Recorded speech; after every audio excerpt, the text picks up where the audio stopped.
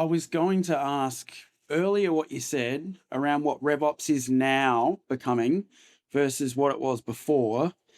It's kind of backwards to go forwards, right? Because it's really turning back into the guardrails of what a commercial manager or a CRO used to be, but not necessarily is widely understood, because you've now got to manage the interdepartmental connection and the data lakes in between them, right?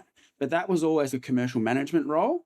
So what I see is that the RevOps function now is getting a seat at the table because they've almost gone full circle back to what a commercial manager was in the early 2000s.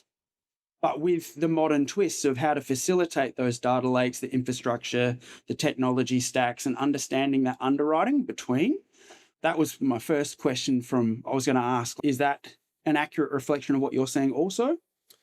Yeah, I would say so. It really depends on the size of the company that I work with and the different teams that I work with. But obviously, I think where it has the most success is where it is a strategic role, right? And it's not the firefighting. It's not tickets and fix this thing this week.